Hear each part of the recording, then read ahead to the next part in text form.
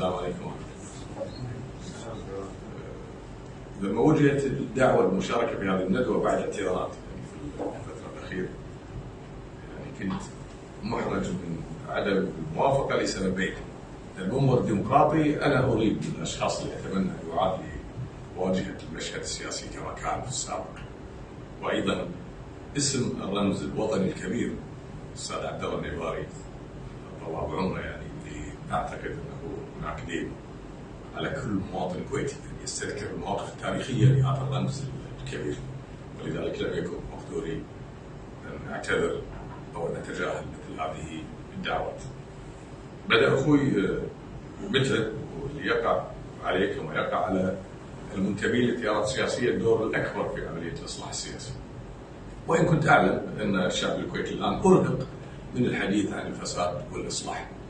هذا المسلسل مكرر منذ عام 62 وحتى الآن كل متى بيقول أن في انقلابين. لا، الانقلابات الصريحة 4، الصريحة. الغير صريحة 6. الغير صريحة مش هتكلم عنها، لكن الأربعة: أول انقلاب في 76 في تعطيل أحكام الدستور، ثم في 86 تعطيل أحكام الدستور، ثم في شهر 95 في المجلس الوطني، ثم في عام 2012 في تغيير قانون الانتخاب. هذه الأزمات السياسية الكبرى اللي كانت تمهيدا لجزء من الفساد لم يحاسب عليه أحد منذ ذلك التاريخ إلى الآن، ولذلك احنا نعيد نفس الأسطوانة من جديد. أنا متأكد أن إذا استمر الوضع كما هو عليه أيضا في 2040 إذا قدر للدولة المجتمع أن يستمر وأن يبقى بشكله الحالي سنعيش بنفس لطالما كنا نستخدم نفس الأدوات. لا ينزعج الناس من تكرار العبارتين الإصلاح والفساد. بوجه وضع إطار لمقدمة لحديثي لرئيس مجلس الوزراء، باعتبار أنه الوحيد في الشكل الدستوري الحالي اللي مقبول. أنا ما أقدر أتكلم عن الوزراء لأني أعلم أنه أدوات لا تملك من قرارها شيئا، وفي الغالب أن بعضهم أصلا ليس له أي رصيد لا في عمل سياسي ولا سجل. أتت به الأسرة الحاكمة يمتثل دورا محددا لوقت محدد، وخصوصا الحكومة هذه بالذات. لأنكم تعلمون الظروف اللي أتت فيها هذه الحكومة. فالأخ العزيز صباح الخالد، أنت نفسك كيف أتيت رئيس الوزراء؟ هذا السؤال بطرحه على كل كويتي. كيف أتى هذا الشخص رئيس الوزراء؟ أنت أتيت في أعقاب قضية فساد معلنة بالصوت والصورة وبتلفزيون الكويت ووكالة الأنباء الكويتي. قضية فساد أفصح عنها نائب رئيس الوزراء المتهم فيها رئيس الوزراء ونائب رئيس الوزراء، وببيان رسمي. ومن أسف أنك أنت أيضا عضو في هذه الحكومة، فأنا ما راح أحاسبك على كل ملفات الفساد، بس بقول لك هذا الشيء الوحيد. سبب وجودك رئيسا لمجلس الوزراء هو قضية فساد لم تتخذ فيها قرارا حتى الآن.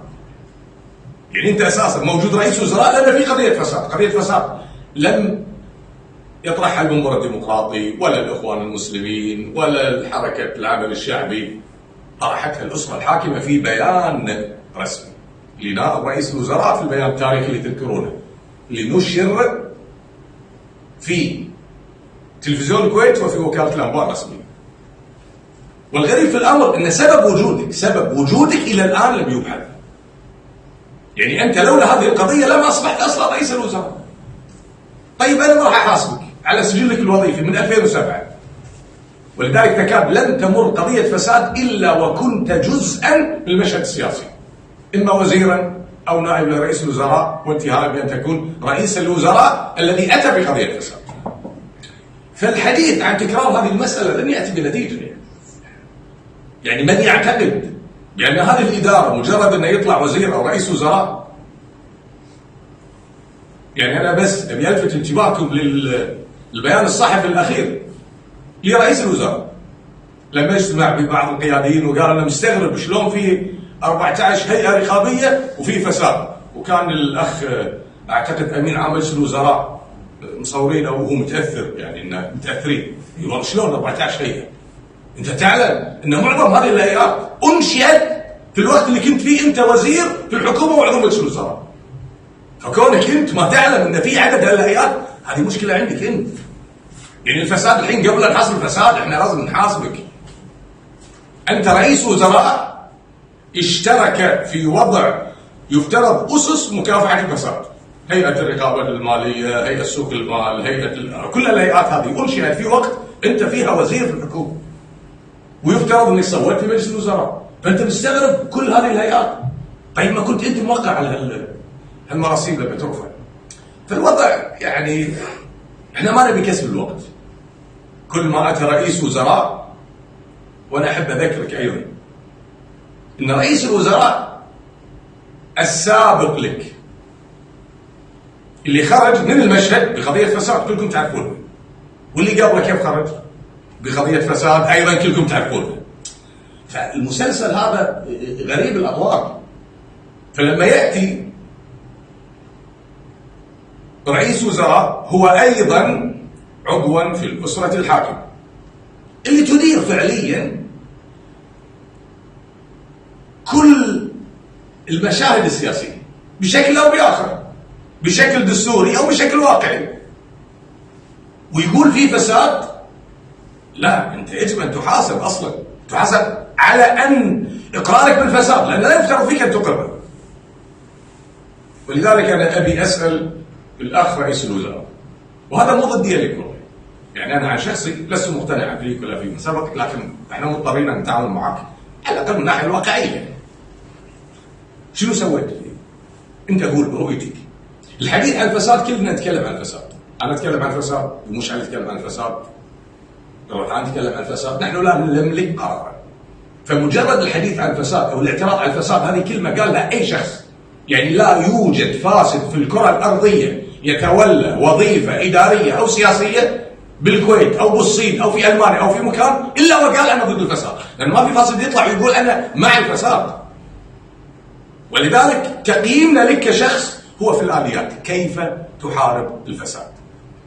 مش انك تقول انا ضد الفساد، لان اللي قبل كلهم قالوا احنا ضد الفساد. تذكرون اول خطاب شديد حول الفساد خطاب سمو الامير عندما كان رئيسا للوزراء، لما قال ان فساد البلديه ما تشيل المعارف. بلديه موجوده، هيكلها موجود، والفساد موجود، والمعارف موجودين. زي الحكومات المتعاقبه ملف واحد. يعني تذكرون اخر قضيه فساد هي قضيه الرمال، اللي باقوا تراب الكويت. وين تراب اللي احنا نبوسه؟ احنا نبوقه. زين شنو سويتوا؟ قول لي. يعني على الاقل التزاما بمضامين خطاب استثنائي. سمو الامير اصبح امير الكويت ويجب ان تنفذ مثل هذه التوجيهات. هو قال لك ان في فساد في البلديه. ما راح اتكلم عن فساد في الشؤون لا، بس في البلديه. ما هي الاجراءات التي قامت بها مو السلطه الاسره الحاكمه؟ باعتبارها هي اللي تدير هذا المشهد. عندنا رئيس وزراء مو من الاسره الحاكمه؟ ما في.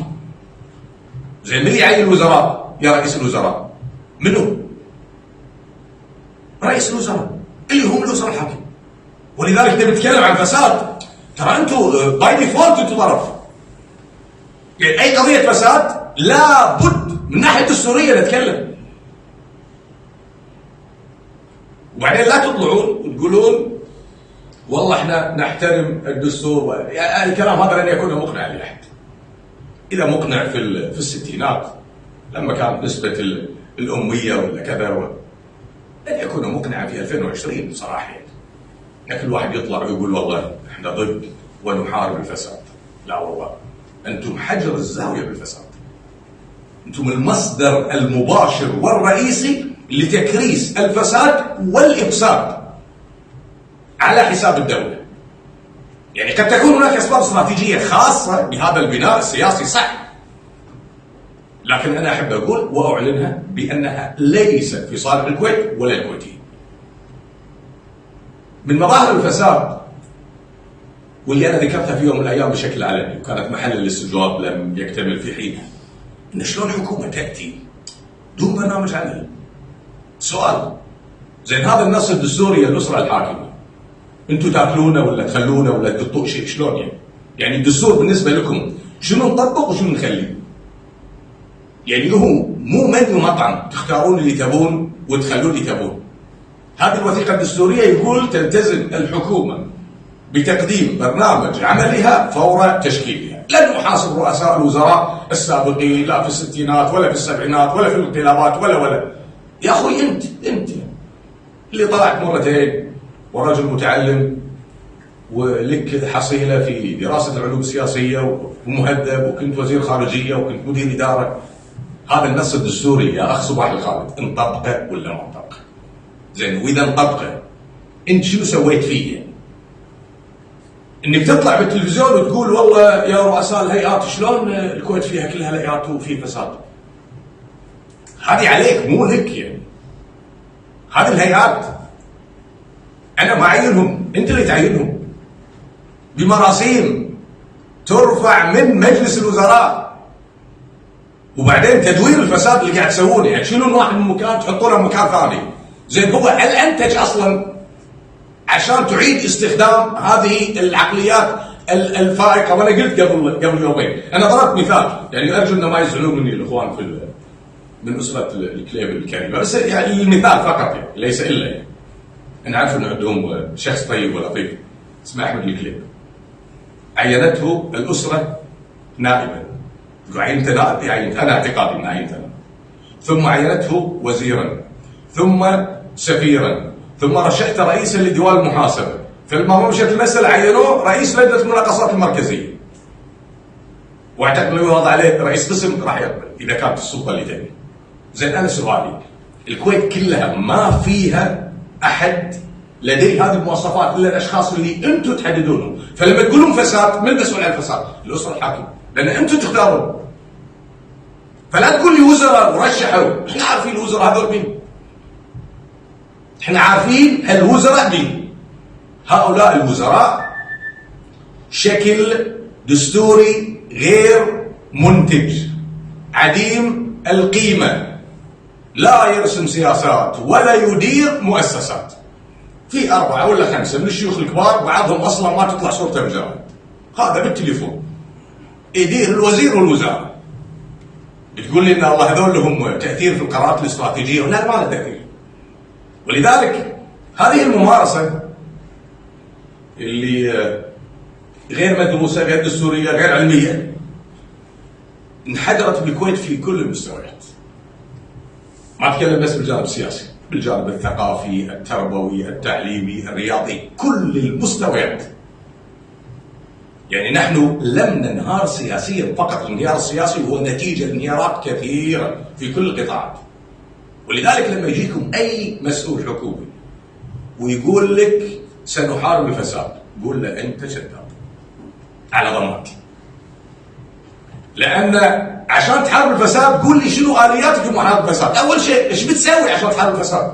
يمكن تقول لي والله أنا بقعد بالبيت وأبكي، هذه مو مقنع لي. إذا مقنع لك كيفك يعني، بس قول حق الناس، قول يا رئيس الوزراء كيف ستتعامل مع هذه الملفات. احنا كل الملفات اللي عندنا الآن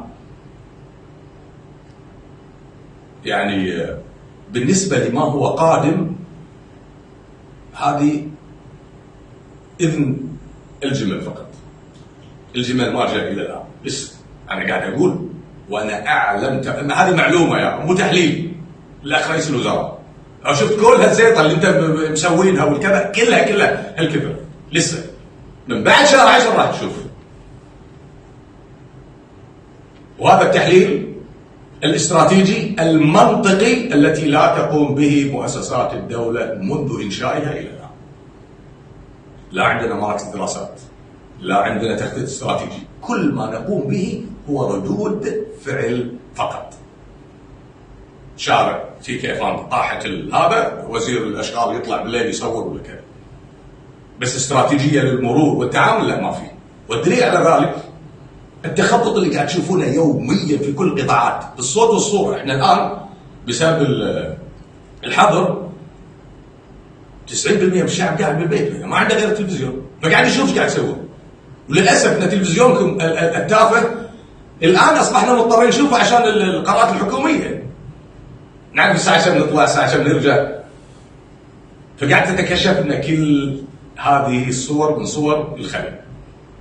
سؤال ثاني وبسألك بشكل شخصي، وأرجو أنك ما تأخذ الأمور بشكل يعني عدوان، لكن هو سؤال. أنت مقتنع كشخص يعني كمواطن، وأنا عارف إن شاء الله أنك باعتبارك مواطنا رجل صالح ومحترم ومؤدب يعني، لما تقعد في البيت مع أهلك ولا كذا، أنت مقتنع أن هؤلاء الفاسدين المعلنين اللي بعضهم يدير مؤسسات بالدولة، إن منطقي أن يكونوا موجودين في دائرة القرار، بينما على سبيل المثال مثلا باراك وفيصل مسلم مهجرين سياسيا، أنت يعني شخصيا مقتنع أن في أحد يقتنع بهالمسألة أصلا؟ أنتم عارفين أن الدولة كيف بتوجه رسائل؟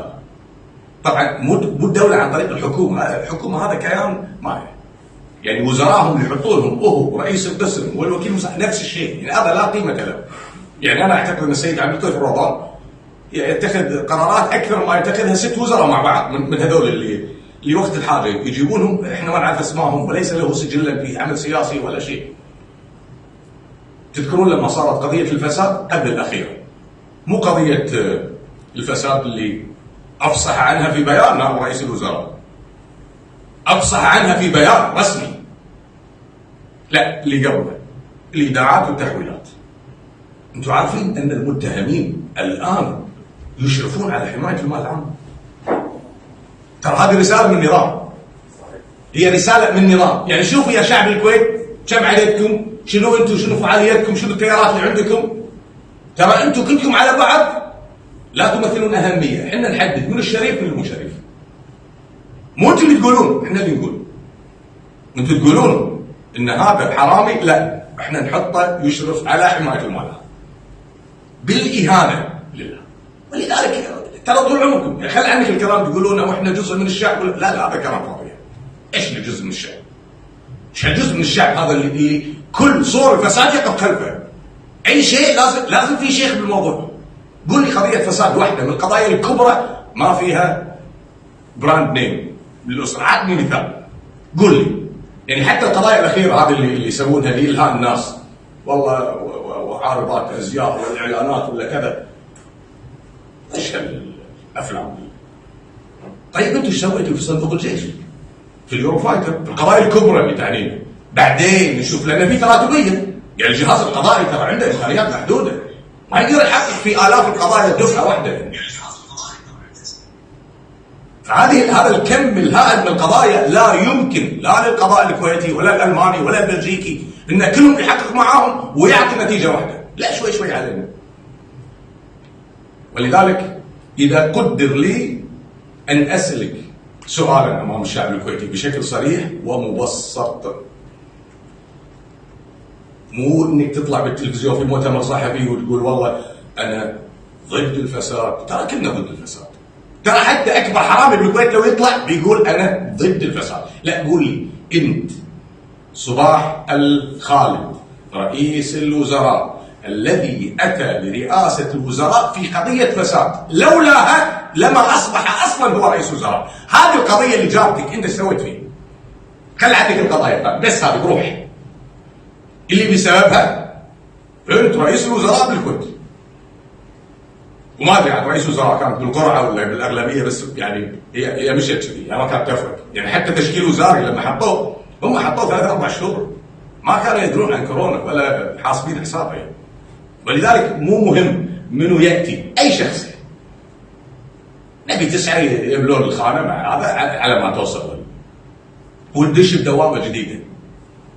بل إيقاد الانقلابات بالكويت على الدستور العلنية والصريحة 76 من يملك صلاحية الانقلاب على الدستور؟ أنا سؤالي مو لك الآن، سؤالي للتيارات السياسية الموجودة، الإخوان المسلمين رقم 1، المنبر الديمقراطي اللي كانوا في ذاك الوقت موجودين في المشهد. من اللي انقلب؟ الشعب أم السلطة؟ من تحاسب في ذلك؟ على الأقل أدبية، خل كل الأشياء الثانية والله إحنا بلد واحد ونحب بعض وعفى الله عما سلفهم. أحسن شغلة يسويها أي حرامي عفى الله عما سلف ويبدأ من جديد. أنت قول لي بس من تحاسب ومن هو المسؤول عن تعطيل الدستور؟ هذه أكبر جريمة. انتم عارفين في اي نظام تعطيل الدستور عباره عن ايش؟ انقلاب، جريمه الخلاف عقوبتها الاعدام، صح يا نائب العام ولا انا غلطان؟ زين هذا من اللي انقلب؟ السلطه انقلبت، احد حاسب؟ الاشكاليه شنو؟ ان هؤلاء المنقلبين قد يسجلون في التاريخ الكويتي المزور على انهم ابطال تاريخيين، اهم بعد مشكله ثانيه.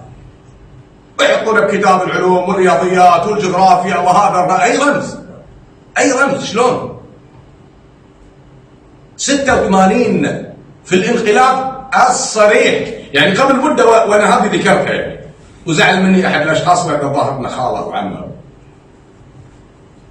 واحد جامع مجموعه تيارات سياسيه ويتكلم عن الاصلاح السياسي. يا ريت الاسم ما يصير. هذا وزير الانقلاب مرسوم الحل غير دستوري، موقع بالاسم الثلاثي. اصلاح سياسي؟ لا، معناته الشعب مو قاعد، ما في ارشيف، لا يتكلم عن التجربه الديمقراطيه والكذا والاصلاح السياسي وفي فساد. احنا كنا نتكلم عن فساد، انت ما تتكلم. انت تتوب وترحل بس. انت تعلمنا كيف يتم الاصلاح السياسي، ما كنت تعلمت نفسك يا اخي. ولذلك احنا عندنا اشكاليه ثقافيه قبل الاشكال السياسي، يعني جذور مشاكلنا ثقافيه في المقام الاول. اول شيء احنا ما ندون التاريخ ولا نحاسب عليه، وطيبين لدرجه السذاجه احيانا اننا نتغاضى. يعني هذه خصله في العلاقات الاجتماعيه زينه، بس بالعلاقات السياسيه خطره جدا جدا، لانها كانها تقول فاسد كن فاسدا، المجتمع راح يغفر لك وراح ترجع فاسد من جديد. ولذلك عطني يا رئيس الوزراء قضيه فساد واحده حوسب عليها القائمين بها. لا تقول لي والله احنا ما شو اسمه وضيافه الداخليه، ترى احنا عارفين. يعني مساله شديده في الوضوح. قبل الضيافه في 70 ضيافه وراح يجي بعدها 50 ضيافه. اليوم فنادق، باكر مستشفيات، باكر كذا، يعني ما حتوقف المساله. واحنا وظيفتنا وصلنا نطارد وراء المسائل. متى تبدا الكويت في بناء شكلها الجديد؟ متى يعني؟ صار لنا الحين بالضبط حوالي 60 عام، واحنا بس يعني صرنا واحد يصد بلنتيات بس. يعني هذا مو عمل سياسي. والاشكال الاكبر الاول العائق الاساسي في اي اصلاح سياسي من اي نوع، انا في اعتقادي هي العناصر الفاعله في الاسره الحاكمه. واضح؟ الاسره الحاكمه، يعني لا نتكلم عن فساد الا بالاسره الحاكمه. لا يمكن الحديث عن الاصلاح الا بمحاسبه هؤلاء المتسببين بالفساد. ولذلك اللي صار بالكويت مو شيء بسيط قياسا بعدد سكانها وطبيعتها. احنا شعب احادي الخليه، ما في فروقات بين شيء، لا لغه لا دين، يعني ما في. ومع ذلك مشاكلنا كنا الصين كل يوم. وطبعا عندهم ادوات اعلاميه وسياسيه حتى من كثر التقليل من قدر الدوله وانهيارها. انا سمعت انه في كثير من المسائل الحديه في تاريخ الكويت اصوات بعض الاشخاص في الدفاع عن دول غير الكويت اكثر 1000 مره من الدفاع عن الدوله. يعني بعد المنطقه المغصوبه بديت اشوف الامور بشكل مختلف. يدافعون دفاع المستميت. يا صديقي انت كويتي، ونعم في الدول الاخرى، بس يبقى في نهايه المطاف الدوله لها مصالح استراتيجيه، ليس من الضروري ان تتطابق مع مصالح الدول الاخرى، حتى لو كانت شقيقه، حتى لو صديقه، حتى لو حبيبه. تذكرون المؤتمر اللي سووه في ذيك الايام اللي حاطين، يعني حسيت بس الكلمات، الاطراء للدول والكويت 75%، لا 25% للدوله بكل اللي فيها. أخي العزيز، هذا المسلسل يجب أن يتوقف. ليش؟ لأن النتيجة الحتمية لمسلسل الفساد المستمر والتاريخي هو سقوط الدولة بكل مؤسساتها. هذه حقيقة علمية، يعني مو بحاجة إلى تحليل استثنائي. هذه النتيجة العلمية الوحيدة المقبولة في العالم. بقول لك شيء وأنا أعلم أنه ممكن يعني ما راح أقول إنك ما تقبل فيه، أنا بصرف النظر عن قبل في المقالة، لكن شوية مزعج. أنت عارف الكيان الوحيد اللي قاعد يخسر كل يوم كل يوم كل يوم مين؟ الأسرة الحاكمة. قاعد تستنزف من رصيدها الكثير. وأنا أستغرب يعني كيف في بلد في مجتمع مثل المجتمع الكويتي، المجتمع البسيط الطيب الكذا، انك تتعمد انك تخسر كل يوم، ولمصلحة منهم يعني التجار سارحين فيك، ما ادري شنو، ما في. الكيان الوحيد اللي يخسر يوميا انا متاكد انها اسره مثل باقي الاسر، فيها الصالحين والطيبين وفيها الفاسدين. لما تختارون احد اختاروا الصالحين يا اخي، ببساطه. يعني المساله مو كل اللي عندكم ترى راح يدشون الجنه، انا متاكد ان غالبيتهم في النار باذن الله يعني. لكن لازم تسوي ماركتينج، تعيد بناء احترام هذه المؤسسه في نفوس الناس حتى يشعر الناس بالثقه. بقول لك شغله ثانيه، واذا تقدر سوي يعني من غير ما اطلع للناس واسال الناس اللي تثق فيهم، قول لهم هل تثقون في الدوله ومؤسساتها؟ بينك وبينهم اي شخص، كل المؤسسات بلا استثناء، لن استثني احد. وخذ الراي من الناس مباشره، لا تاخذ من سياسي يمكن رايه موجه، يمكن يبي يظهركم ببال. ترى حتى تمثيلياتكم واضحه، يعني حتى المسرحيات اللي تسوونها والافلام اللي واضحه للناس، قبل كانت تمشي عليه. حتى انا عرفت ان المجتمع تجاوزكم بكثير، لان قبل كان عندكم ادوات، كل ما توهق النظام في موضوع طلعوا موضوع طائفي، اي موضوع شاب كذا. لا الحين ما في، فالحمد لله كل الشعب فهم الحركه، فمهما تستخدمون ما في تاثير. طبعا عندكم ادوات اخرى يعني الرسائل الفئويه والكذا، بس اعتقد ان بعد جرعه عاليه جدا اللي صارت من 2008 الى 2014 خلاص صار هذا مثل الفاكسين، يعني تحصل الناس من هذا النوع من الخطابات الرديئه والتي يقف خلفها الاسره الحاكمه ايضا. وانتم تدرون احنا ندري، يعني انتم تدرون واحنا ندري، والمشكله تدرون اننا ندري وماشيين. اعتقد ان في بعضهم عنده مشكله بالفهم. لا كيو ماله واطي كثير، يعني ما يعني عنده مشكله في الاستيعاب. يا عمي الكويت كلها تدري، كل الكويت تدري. ولذلك اذا بتخاطب الناس، يعني خليني اقول لكم بس شغله بيختم فيها، لان من كثر موضوع الفساد ما في مجال اساسا انك تحصر موضوع ولا موضوعين او تقدم تصور. هو الحسن الوحيد ان بعد ايام حتقدم وثيقه، والخطاب لابو مشعل لاخوي الرتعان، وراح يعمم على التيارات السياسيه، وثيقه اسمها وثيقه الاصلاح السياسي. نبي كل الكويتيين يقرونها، اذا مقتنع فيها وقع قول انا فلان فلاني وموافق. هذه الوثيقه ما راح توجه للسلطه، لا يعني غاصلين، لا للناس.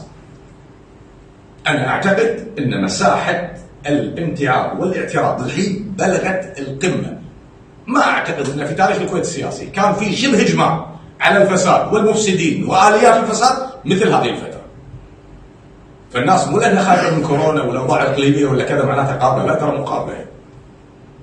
وانا ادري ان عندكم جهاز في امن الدوله اسمه الرصد الاعلامي وقاعد تشوفون منو وشنو، بس انتم ما تستخدمونه للدوله، تستخدمونه لكم كاشخاص عشان تستفيدون. ايضا المؤسسات شبه الصوريه اللي انتم تخلقونها ترى احنا مو مقتنعين بوجودها. من الاخر يعني والله احنا دوله القانون والمؤسسات، حتقنع منو انت يعني؟ والله لا قانون ولا مؤسسات والكل يدري. فصح انتم قادرين على ان توجهون بعض طبعا الكويت بناء صغير وفي فئات اجتماعيه اللي تشكل المجتمع.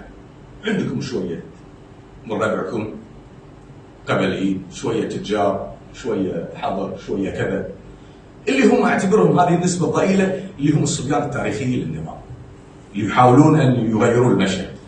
فترى احنا ندري يعني انت لما تجيب قبلي انا اعرف منو يعني الصبي التاريخي، الصبي ولد الصبي، حفيد الصبي، كذا جينيتيكلي بالجينات هو متقبل اي شيء، فهذا لا يمثل هذه الشريحه، هو يمثل معازيم اللي جابوه. فايضا هذه ما راح تمشي. يعني كل ما هنالك ان في يوم من الايام الجرعه اللي ممكن تكون جرعه وقاحه راح ترتفع وراح نقول بالاسم يعني. فلا تحسب هذول يعني انك تقول والله احنا عندنا مجاميع شعبيه، لا ما ماكو مجاميع شعبيه. هم صبيانكم نفس المجموعه. تنقلونهم تفرونهم من مكان لمكان. وهم ينتمون لكل الفئات على فكره. يعني لا استثني احدا، كل فئه اجتماعيه فيها نسبه. هذا الستوك التاريخي مال الاسره. يطلعون السجل. منو كان صبي الشيخ سالم المبارك، منو صبي كذي باللسته. يلا وين ستوك مالهم؟ والله موجودين. عطونا 3-4. حتى بعد 2012 لما صارت موجه الاعتراض والحراك السياسي شنو سووا؟ لجأوا الى هذا الستوك في تعبئه الخزان الاداره.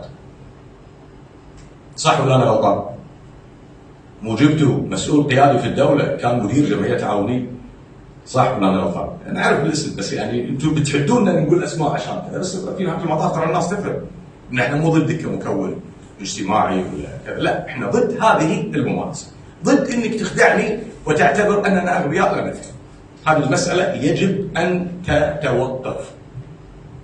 الكويت تتاخر في كل يوم بسبب هذه الممارسات. حتى الدول اللي ما تملك الحد الادنى من بنيه المجتمع الكويتي تفوقت على الكويت مراحل لانشغال الكويتيين بمشاكلهم الداخليه اللي تقودها الاسره الحاكمه. اتمنى ان لا اكون متحامل على الاسره الحاكمه، بس تبي الصراحه والله انتم قاعد تكسروا رصيدكم التاريخي بشكل خيالي. حتى انا مستغرب يعني ليش الخسائر؟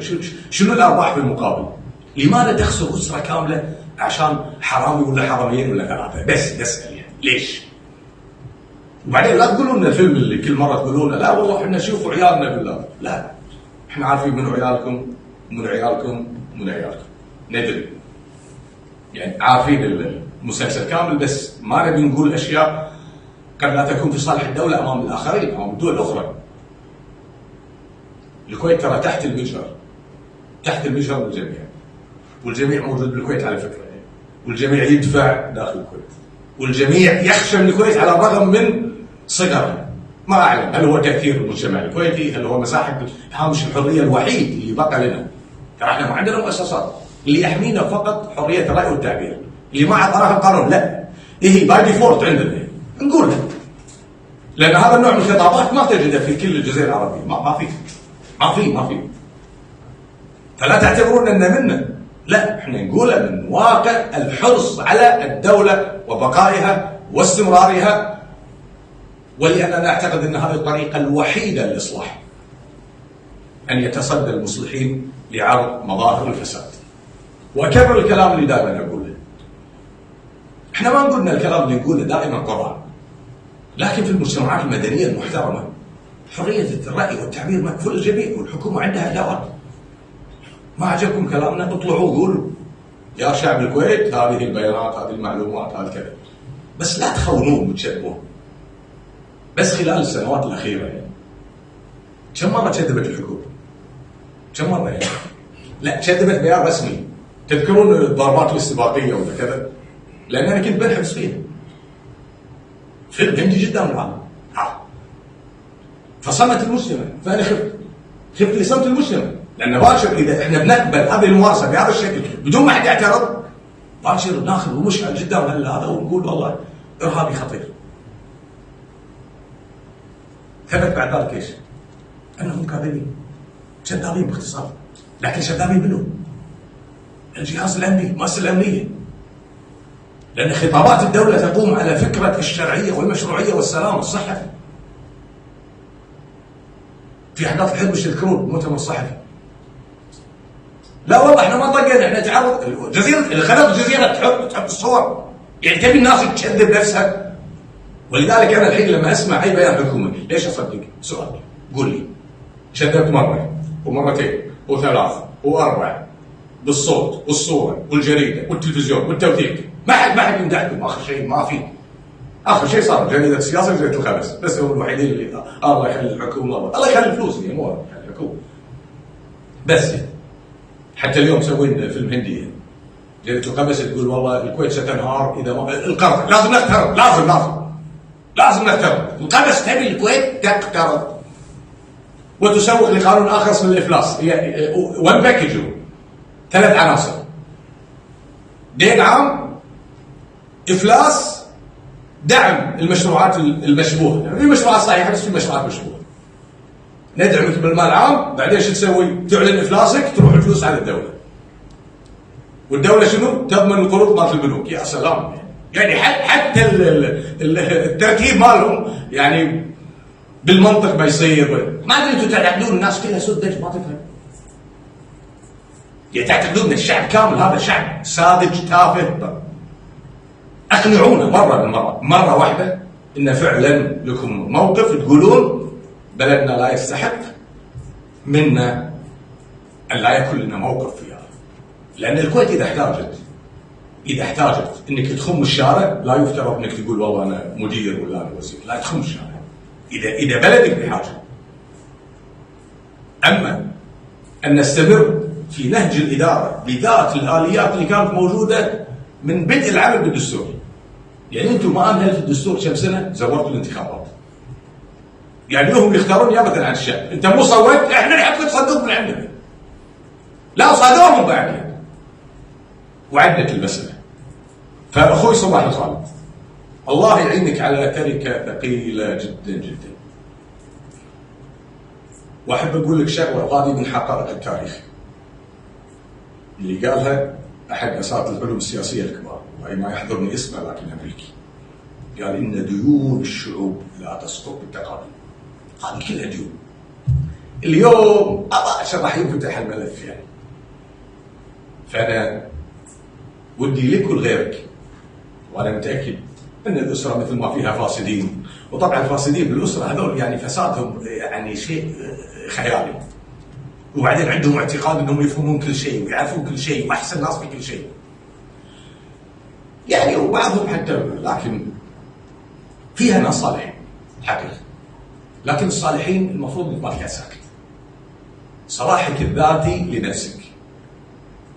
يعني ما يصير بين فتره وفتره تطرش شبيحتك للناس اللي يقعدون معك بالديوانيه، وهذا الشيخ الذي لم تلوث يبي فيك لو ما تلوث، يبي لك موقف يعني. اما لم تلوث هذا لك. يعني انت الحين كاسب علينا فضل انك لم تلوث بالكذا؟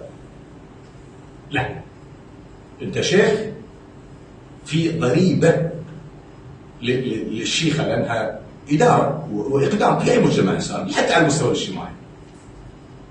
شيخ وتعتبر ان لك طموح في ان تحكم هذه الدوله وهذا الشعب او ان تكون عنصرا فاعلا فيه، فاحنا حقنا عليك ان يكون لك راي معلن فيما يحدث. يعني ما يصير تخش نفسك وبعدين يطلعوا لك باكج والله هذا لن ملوث. لا، ما عندي ضمان انك ما راح تلوث. لا، عندي ضمان ان لما يكتب بيان توقع عليه عشان يصير مثل بيان الوثيقه التاريخيه احاسبك عليها بعدين. اما الاشياء اللي عاده تمررونها عن طريق ادواتكم الاعلاميه وادواتكم الرخيصه ولا كذا والمديح والكذا وصنع التماثيل، هذه ما تنفع. فارجوكم ارجوكم ارجوكم لا تفرطوا في قيمه يعني لو علمتوا قدرها لأديتوا حقها. والله إنه شعب طيب، وأنه بلد طيب، وأنه لا يستحق ما يحدث له. بس لا تقول يا رئيس الوزراء مثل ذاك اليوم الكلام اللي قلته هذاك يعني. والله ما يصير نحمل الكويت مسؤولية أفراد. عجيب، واللي يدير الدولة أفراد، البنك المركزي أفراد، وزير المالية أفراد، رئيس الوزراء أفراد، سلطات أفراد. تعرفين بس باللخبطة المالية بختم أدري إني طولت عليكم. اللخبطة المالية اللي صارت هذه كلها وين تمت؟ وكيف؟ كلها قضايا فساد مالي. زين هذا الفساد المالي وين راح؟ مو يروح للسيركل البنوك ولا كذا؟ أنا أبي الشعب الكويتي يقرأ المادة 79 من قانون النقد والعمل المصرفي. والمشكلة أنه محافظ الملك المركزي كل يوم طالع وحصل على جائزة المحافظ الممتاز. يا عمي ده انت ممتاز وكل هالغسيل والكون عندك، هذا لو ممتاز ايش بتسوي فينا؟ فانت يا رئيس الوزراء شلون مخلي هذا قاعد؟ سؤالين. انت مو تقول حق الناس ان في اصلاح؟ زين قول لي في فرضيه في التاريخ الانساني الحديث انه قد تم الاصلاح بذات الادوات اللي تم من خلالها الفساد. ما يصير بالمنطق، ما يصير. يعني حتى لو صالحين لازم استبدلهم لتحقيق ثقه الناس. كل مؤسسات الدوله نفسها. ولذلك هذه القضايا اللي تشوفونها ترى صار لها سنوات بس كانت بالدرج بس. وبعدين عطلت. طبعا الهيئات هذه لا قيمه لها بس توظف توظيفا وقتيا. التحريات الماليه. وزير الماليه السابق اللي صار بعدين امين عام مجلس التعاون. وهذه المساله ايضا تستوجب بحثا. استقال مدير التحريات الماليه. سنتين ما في تحريات ماليه، زي كل قضايا الفساد هذه الان يجب يوجد شخص وانتم تعرفون صار له سنتين. زين القرار عند منو يا رئيس الوزراء؟ انا اسالك انت سؤال، انت وزير الماليه، طبعا وزير الماليه يعني ما بيحملك اكبر من طاقتك. بس انت رئيس الوزراء كيف يمكن ان تعطل مرفقا عاما يتولى عمل شديد الخطوره في هالظروف الحين الان بالوقت اللي احنا فيه؟ ما في مدير تحريات ماليه. ولا ما لقيت واحد يهندس المساله الحين.